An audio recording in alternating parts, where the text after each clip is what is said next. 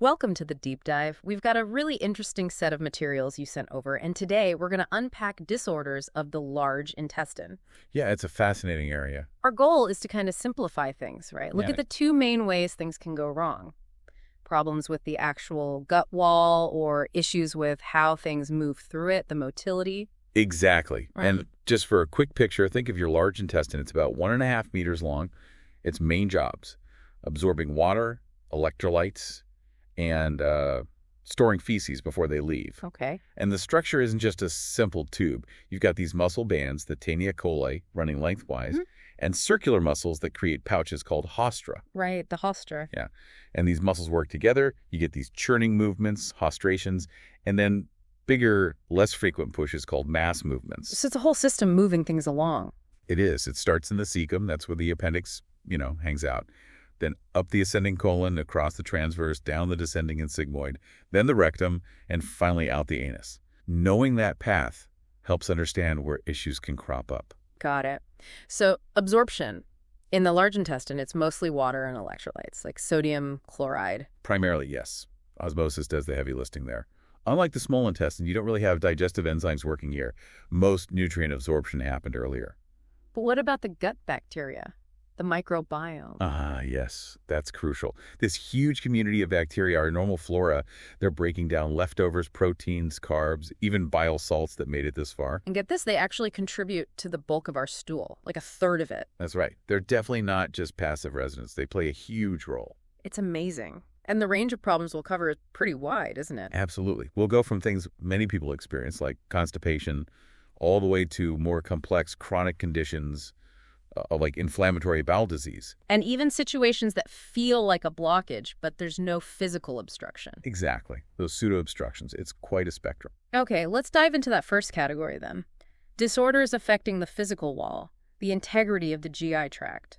Top of the list seems to be inflammatory bowel disease, IBD. Correct. And IBD is mainly an umbrella term for two big ones: Crohn's disease and ulcerative colitis. Right, you hear those names a lot. Chronic, incurable, often showing up in younger adults. That's the typical picture, yes.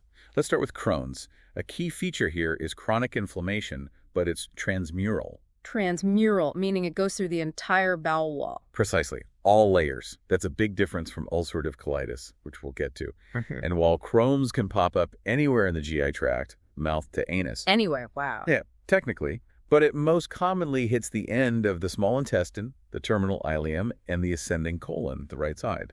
So often involves both small and large bowel. Okay, and the cause. It's Yeah. complicated, isn't it? Not just one thing. Very much so.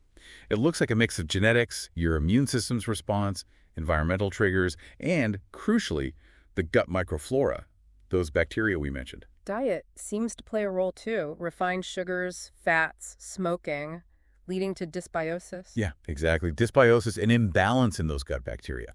All these factors can make the intestinal lining sort of leakier, more permeable. So things get through that shouldn't. Pathogens. Right. And that triggers an autoimmune reaction. Your immune system gets confused and starts attacking the bowel tissue itself. Leading to constant inflammation and those skip lesions. Exactly. Skip lesions are characteristic of Crohn's. You get patches of inflamed bowel right next to perfectly healthy sections. It skips. That constant inflammation sounds like it could cause serious trouble. It absolutely can. One really severe complication is toxic megacolon. Toxic megacolon sounds bad. It is.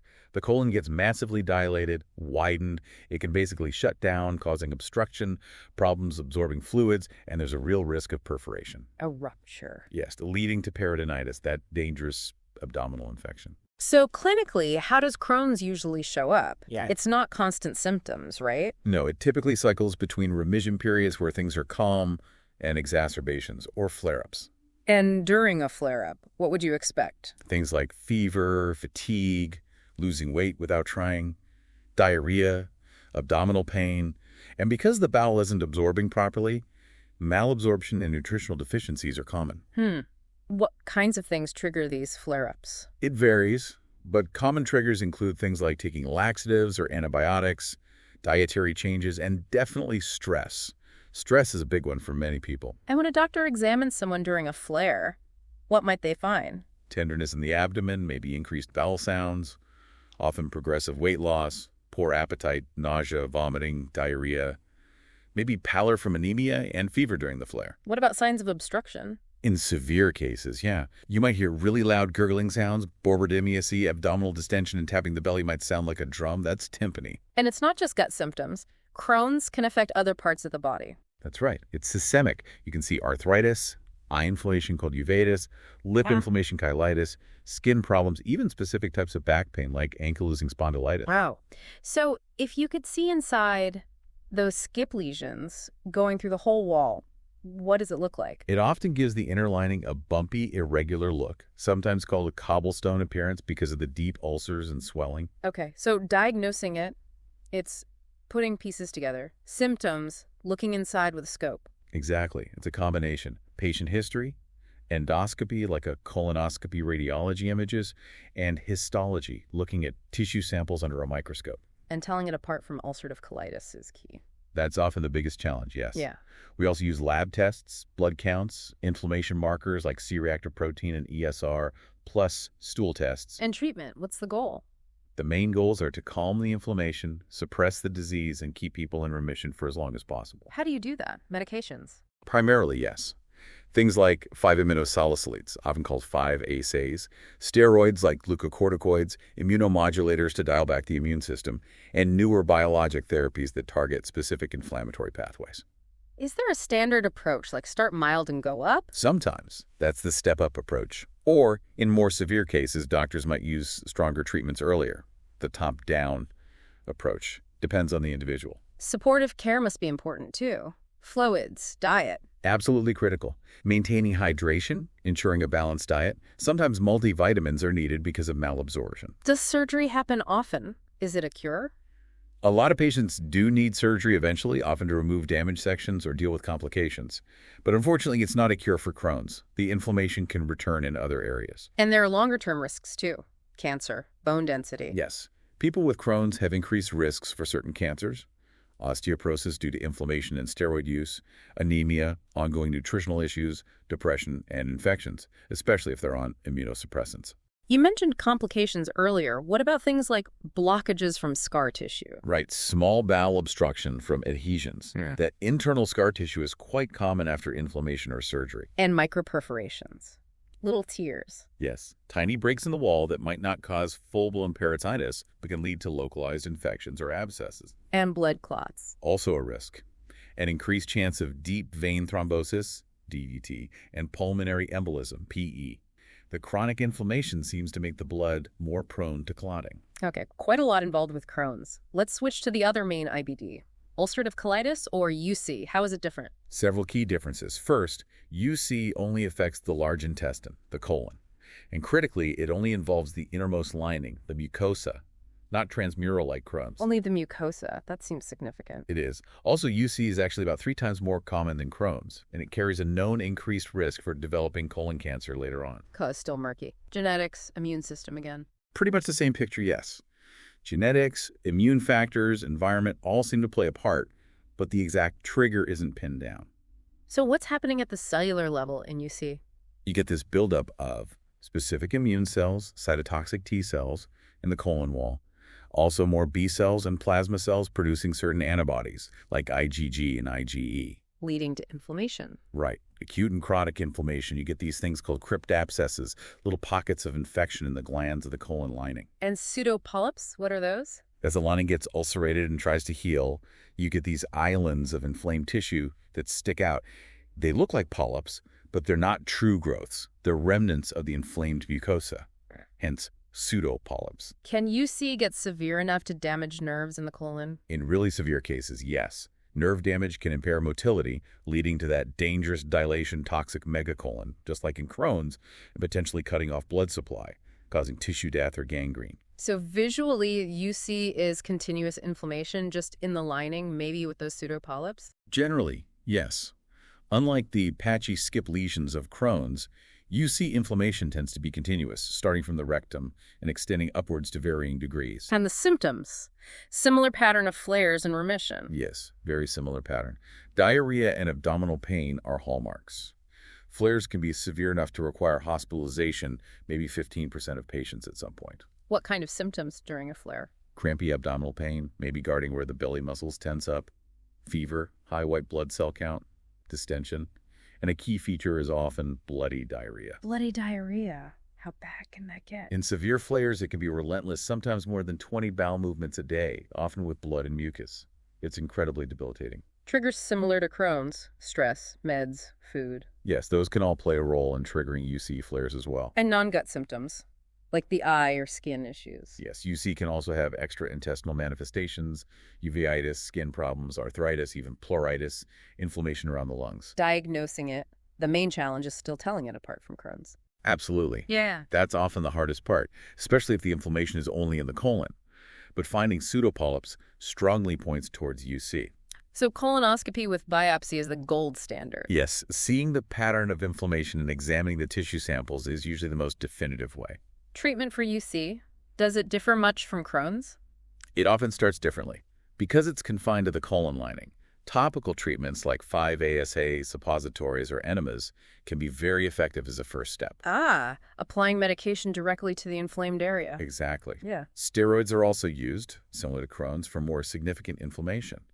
Supportive care is just as important: diet, fluids, maybe antidiarrheals carefully used, vitamins. And the cancer risk, that needs monitoring. Definitely. Regular colonoscopies for cancer screening are crucial for people with long-standing UC. What if medications don't work? Surgery. Yes, if UC can't be controlled medically, or if complications arise, surgery to remove the colon, a colectomy, possibly resulting in an ileostomy or other reconstruction, becomes an option. Unlike Crohn's, removing the colon can be considered a cure for the bowel disease itself in UC. Okay, let's shift gears slightly. Appendicitis. Inflammation of the appendix. Pretty common, right? Especially in kids. Very common, yes. Usually in childhood or young adulthood. The main worry is rupture. Rupture leading to peritonitis again. That's the danger. The cause isn't always 100% clear, but it usually involves some kind of blockage of the appendix opening. So something blocks the tube. Right. The lumen narrows or gets obstructed, maybe by a small piece of stool or a swollen lymphoid tissue. This cuts off blood flow ischemia and traps bacteria inside. Creating a breeding ground for infection. Exactly. Bacteria multiply, inflammation builds, pressure increases, and eventually it can perforate or burst. What are the classic symptoms to look out for? It often starts quite vaguely, maybe some pain around the belly button, Yeah. but then it tends to intensify and migrate, settling in the lower right quadrant of the abdomen. Lower right. Yeah. Nausea, vomiting, loss of appetite are common too, maybe a low-grade fever, chills, and that classic sign on exam, rebound tenderness. Pain gets worse when you let go after pressing. Precisely. And tenderness specifically at McBurney's point, about 2/3 of the way from the belly button to the hip bone on the right side. How's it diagnosed? Just symptoms. Symptoms are key, but imaging helps confirm. An abdominal x-ray might show signs, but CT scans or ultrasound are often more definitive. And blood tests. Yeah, you often see elevated C-reactive protein and a high white blood cell count, signs of inflammation and infection. Treatment is usually surgery, right? Taking it out. Typically, yes. Treatment involves antibiotics to fight infection, close monitoring for peritonitis, IV fluids for hydration, pain management, and usually surgical removal of the appendix and appendectomy, often done laparoscopically now. Okay. Moving on to diverticular disease. This is about pouches in the bowel wall. That's right. We need to distinguish between two things here. Diverticulosis is just the presence of these small outpouchings, called diverticula. They form in weak spots. Just having them isn't necessarily a problem. Correct. In fact, maybe 80% of people with diverticulosis have no symptoms at all. It's often found incidentally. Okay, so what's diverticulitis? Diverticulitis is when one or more of those pouches becomes inflamed or infected. That's when you get symptoms and potential complications. Why do these pouches form in the first place? Weak wall. Seems to be a combination of factors. Some natural weakening of the bowel wall, particularly with age, and increased pressure inside the colon. Pressure from straining, like with constipation. Exactly. A low-fiber diet is a major risk factor because it can lead to harder stools and more straining, increasing that internal pressure. So when diverticulitis flares up, what does it feel like? The most common symptom is pain, usually steady, often in the lower left quadrant. That's where the sigmoid colon is, a common site for diverticula. Lower left for diverticulitis, lower right for appendicitis. Got it. Generally, yeah. Yeah. The pain can come with fever, maybe faster heart rate, changes in bowel habits, constipation, or sometimes diarrhea. Maybe more gas, loss of appetite, and tenderness when you press on that lower left side. Diagnosis. Imaging again. Yes. Depending on the situation, doctors might use X-rays, CT scans, ultrasound, or even MRI to confirm inflammation, look for abscesses, or rule out other causes. How's it treated? If it's uncomplicated. For mild, uncomplicated cases, often outpatient treatment is enough. Resting the bowel with a liquid diet for a few days, oral antibiotics, and pain relievers. And if it's more severe? More severe cases might need hospitalization for IV antibiotics, IV fluids, stronger pain control. And if there are complications like an abscess, a perforation, a fistula, or obstruction, surgery might be necessary. Okay, that covers the main wall integrity issues. Let's move to the second category.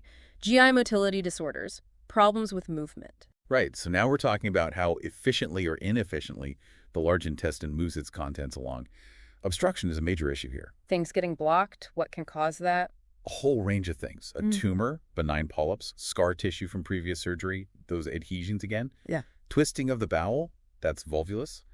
A hernia where the intestine gets trapped, even one part telescoping into another. Intussusception, or complications from diverticular disease. So large bowel obstruction, LBO, the inability to move stuff through, can it be partial? Absolutely. It can be partial or complete, Yeah. come on suddenly, acute, or develop slowly, chronic. Yeah. And sometimes it resolves, sometimes it doesn't. And the causes are either physical blockages. Right, mechanical causes, Yeah. scar tissue, tumors, hernias, things you swallow, Right. impacted food, intussusception, volvulus, strictures, severe fecal impaction, inflamed diverticula. Or non-mechanical, the muscles just stop working. Exactly. That's often called ileus or pseudo-obstruction. Right. Peristalsis, those muscular waves, just gets disrupted or paralyzed, maybe after surgery or due to medication or illness. How do the symptoms differ between a complete and partial block? With a complete obstruction, classically, you get no passage of stool or gas at all. Severe abdominal pain, maybe rigidity of the abdomen, and often bowel sounds are absent. It's quiet. And partial. With a partial block, some stool or gas might squeak through. You'll still have pain and distension, but bowel sounds might actually be hyperactive, really high-pitched, as the gut tries hard to push past the blockage. Diagnosis relies on imaging, X-rays, CT. Yes, those are key to see the distended loops of bowel and potentially identify the point and cause of the blockage. Treatment, getting fluids in, relieving pressure. Definitely. Fluid and electrolyte replacement via IV is crucial. Often prophylactic antibiotics are given. And decompression, trying to remove gas and fluid buildup, usually with an NG tube, or sometimes a tube inserted rectally. What about just resting the bowel? Yes, for acute situations, especially non-mechanical ones, bowel rest, NPO nothing by mouth, is standard. Maintaining fluid balance. Sometimes steroids like dexamethasone might be used to reduce inflammation around a partial blockage. You mentioned pseudo-obstruction earlier, where it seems blocked but isn't. Right, acute colonic pseudoobstruction, or Ogilvie syndrome. You get massive colonic dilation, pain, cramping, all the signs of a block, but scopes and scans show no physical lesion. It's thought to be a nerve or muscle control issue. Interesting. Now, a really common one, irritable bowel syndrome, IBS. Lots of people deal with this, right? Extremely common. It's defined by chronic abdominal pain, and altered bowel habits could be constipation predominant, diarrhea predominant, or mixed without any obvious structural or biochemical cause we can find on tests. So the gut looks normal but doesn't work right. Essentially, yes. Yeah. It's sometimes called irritable colon or spastic colon. The IBS is the preferred term. The exact cause remains elusive.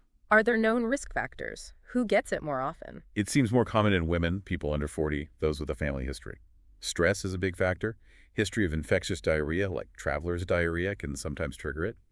Lack of exercise, sedentary work, and the typical Western diet might also contribute. What's thought to be going wrong if the gut looks okay? The leading theories involve the gut-brain axis, issues with how the central nervous system communicates with and directs the gut's motor functions.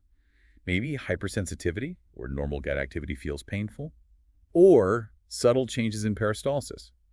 But structurally, yeah, the intestine appears normal on exams. So the main symptoms are that long-term pain, at least 6 months, and the change in bowel habits. Those are the core criteria, yes.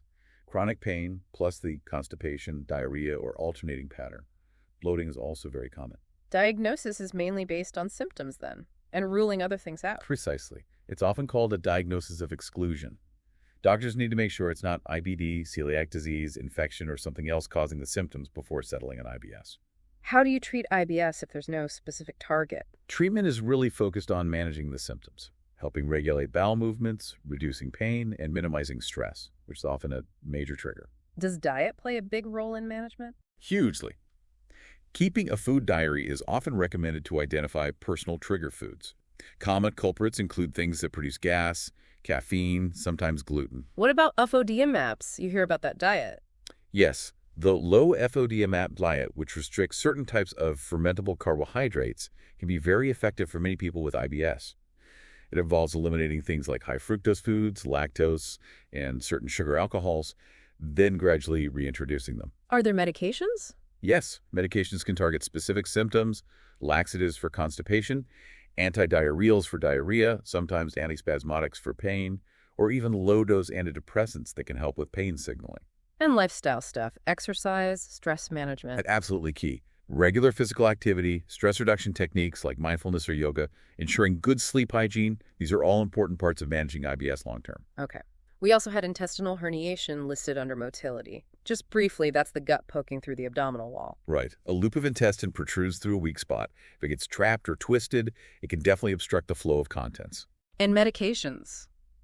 Lots of drugs can slow things down, can't they? Oh, yes. Anticholinergics, some tranquilizers like benzodiazepines, certain chemo drugs, diuretics, lithium, opioid painkillers are notorious for causing constipation, sometimes leading to narcotic bowel syndrome. Even older antidepressants like tricyclics can be constipating. So, always something to consider. On the flip side, laxatives, meant to speed things up. Yes, agents used to induce bowel movements. But using them too much, especially stimulant laxatives, can cause problems. Cathartic colon. That's the concern with chronic overuse.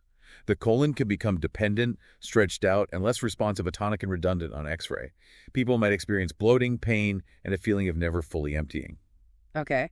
Couple more terms here. Fecal impaction. That's when you have a large, hard mass of stool stuck, usually in the sigmoid colon or rectum, that the person can't pass on their own. Can liquid stool get around it? Sometimes, yes, which can paradoxically look like diarrhea, making diagnosis tricky. And obstipation. Obstipation is even more severe. It's the complete inability to pass any stool or gas, despite having the urge to go. It implies a significant blockage. Right. And let's quickly revisit volvulus, the twisting. Sigmoid colon is prone to this. Yes, especially in older adults or those with chronic constipation. The sigmoid colon, with its floppy attachment, mesentery, can twist on itself. Cutting off blood supply, too. Ischemia. Yes, that's the double danger. Obstruction and ischemia. Symptoms can be severe. Bilious vomiting, intense abdominal pain, maybe bloody stool, tenderness, even shock if the bowel perforates. Diagnosis and treatment. CT scan is usually diagnostic. Sometimes the twist can be undone gently using a sigmoidoscope. But often, especially if there's concern about bowel viability, surgery is needed to untwist and potentially remove the affected segment or fix it in place. Okay, good overview. Let's touch on a few general terms and approaches. Melena. Melena refers to black Tory stools. It indicates digested blood, usually from bleeding higher up in the GI tract, like the stomach or duodenum. Murphy sign. That's a physical exam finding. Pressing in the upper right quadrant while the patient breathes in causes sharp pain if the gallbladder is inflamed, suggestive of cholecystitis. And FOBT, fecal occult blood test. Right. A test to check for hidden blood in the stool. Usually involves collecting samples over 3 different days. Used often in colorectal cancer screening. So generally, when assessing someone with large bowel issues, it starts with listening to their story. Pain, nausea, bowel habits. Absolutely. A detailed history is paramount. Location and type of pain is constant. Colicky, nausea, gas, gait changes.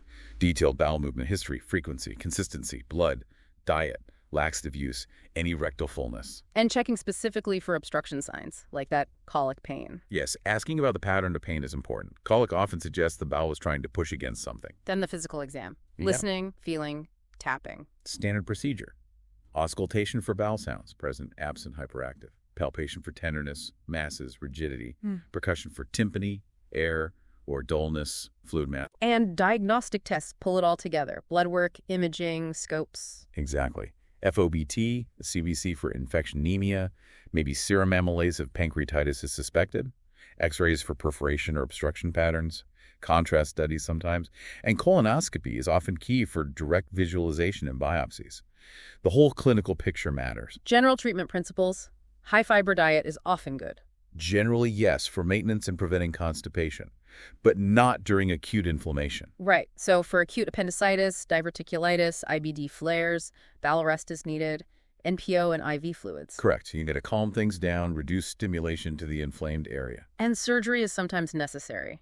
Ileostomy, colostomy. Yes, sometimes required to remove diseased segments or divert stool flow, either temporarily or permanently. What about just plain old constipation? Very common. The very, defined usually as fewer than 3 bowel movements a week. Treatment starts with the basics. Increasing dietary fiber, aiming for 20-35 grams a day. And fluids. Crucial. Adequate fluid intake is essential for fiber to work properly. Bulk-forming laxatives like psyllium, Metamucil, or methylcellulose can help too. What if that's not enough? Osmotic laxatives like polyethylene glycol, Miralax, are often the next step. They draw water into the bowel. And if someone has a fecal impaction? That usually requires manual disimpaction, first physically removing the hardened stool, followed by measures to prevent recurrence. Okay, one last common issue. Hemorrhoids. Yes. What? Dilated, swollen veins in the lower rectum or anus.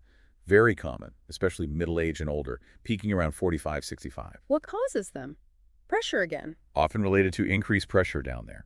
Things that decrease venous return or cause blood to pool, chronic constipation, straining, pregnancy, prolonged sitting. What are the main symptoms? Bleeding. Bleeding is common, usually bright red blood seen on toilet paper or in the bowl. That's hematochezia.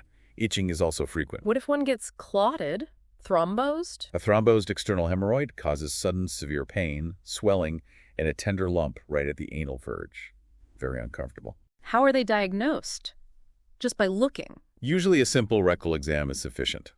Sometimes endoscopy or colonoscopy might be done, especially if there's bleeding, to rule out other causes higher up. Treatment. Do they always need something done? Many external ones don't need specific treatment if they aren't bothering the person. For symptomatic internal ones, treatment depends on the grade. Grades. Yeah, based on how much they protrude. Low-grade ones might respond to dietary changes, stool softeners, topical medications.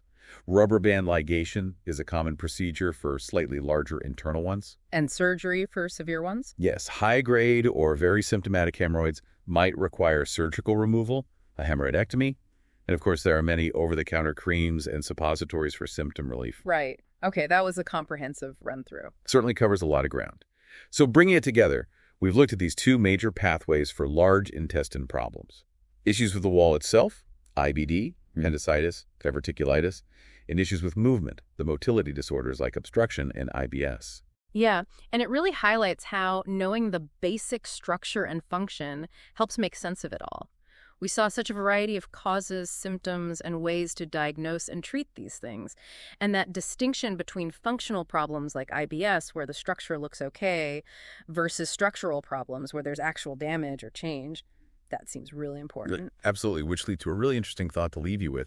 We talked a lot about the gut microbiome, those trillions of bacteria living inside us, and how they might be involved in conditions like IBD and maybe even IBS.